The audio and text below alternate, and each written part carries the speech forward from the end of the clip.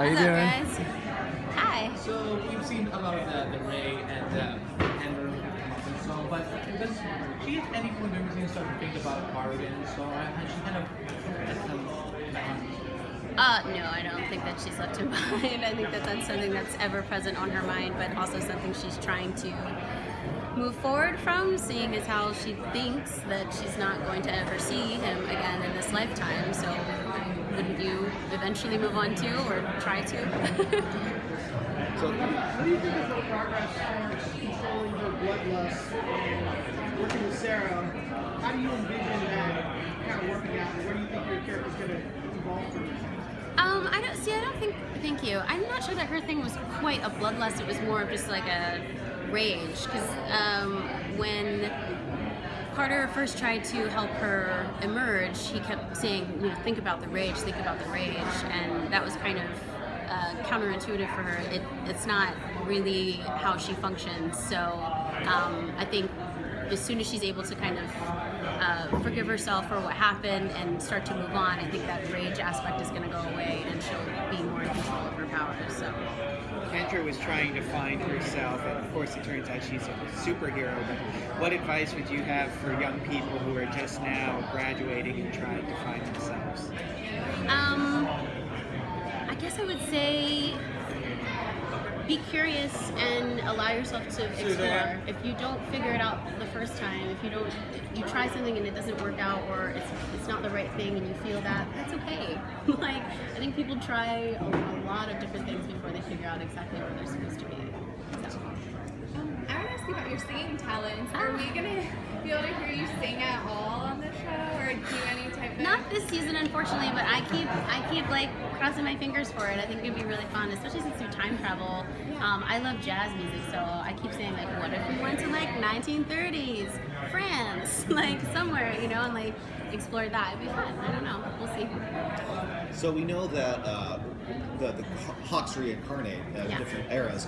So while Kendra and Ray are playing house in the 1950s, and another version of Carter comes along, is that going to look well for Ray, or go well, or is that going to be maybe a little? I think that would be a bit tragic for Ray, especially since this is. At that point, it's a very, very new relationship, and I think it might have started a little bit as a rebound for her, but like in the most traumatic way possible, like I think she's definitely trying to move forward, but seeing Carter again would really upset all of that, I think. Speaking of, seeing each other in different lives, and since your character's immortal and has different lives, do you think she would ever run into herself in like the time traveling, and how would that work? I think that's definitely possible. But as Rip says, we try not to participate in things that we've already participated in. We don't want a black hole or a vortex or whatever.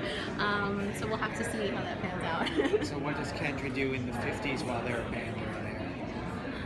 Well, that's kind of the cool thing about her, is that she's already lived in the 50s, and she probably would start to remember a lot of that life for her, and how to survive in the 50s and what was different then. So she's probably one of the best people to be stuck really in any era, because eventually she'd be like, oh yeah, I remember this, and I know I did this and I did that, and I know where to go, you know what I mean? So I think it would be okay for her.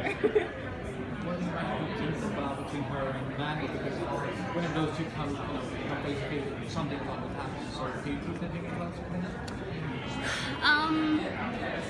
I think up until now, Kendra's been just, throwing punches and seeing what happens, not really having the best plans.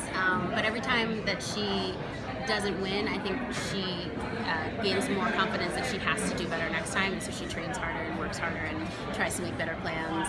And but I think, Hawkman being killed and her remembering the many times that she's been killed by Savage is going to help her be able to do what she has to do in the end. Maybe. That would be kind of cool. The episode of 50 was interesting because most time travel shows don't talk about how terrible it would be if you were not a straight line here. Yeah.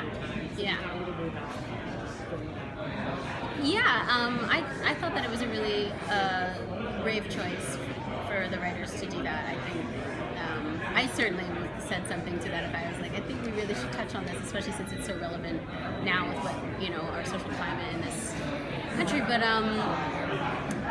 it was really interesting to play that.